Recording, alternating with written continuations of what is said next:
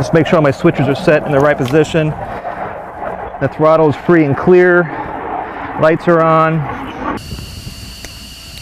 X-ray Tango radio check. There's a strong sense of excitement for this flight. Shortly before takeoff, with the engines whining and a cockpit cooling system blowing at its max, Clements exits the cockpit. He then closes the canopy via a remote switch. Powered up and ready for flight, the F-16 begins to roll down the runway without a pilot in the cockpit.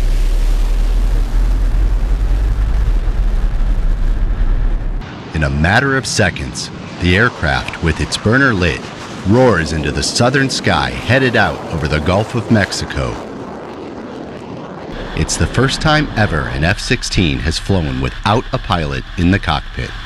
Meet Boeing's newest full-scale aerial target, the QF-16, a modified F-16 that will allow pilots the chance to train against and fire upon the most realistic enemy aircraft threats ever created. It was a little different to see it without anybody in it, but it was a great flight all the way around. A replication of current real-world situations and aircraft platforms that they can shoot as a target. Now we have a 9G capable, highly sustainable aerial target. While there's no pilot physically sitting in the cockpit, 2 U.S. Air Force test pilots are flying the plane remotely from a ground control station at Tyndall Air Force Base.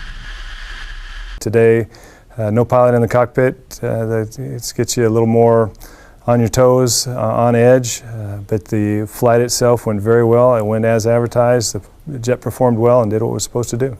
While in the air, the unmanned QF-16 reaches an altitude of 40,000 feet, a speed of Mach 1.47, and engages in aerial maneuvers such as a barrel roll while pulling more than 7 Gs.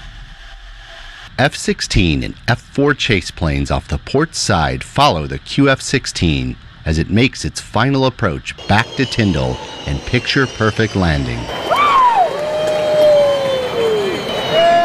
Got the jet in the air, flew great, everything worked great, made a beautiful landing, probably one of the best landings I've ever seen, and stopped right on the center line. So no, it was a great mission.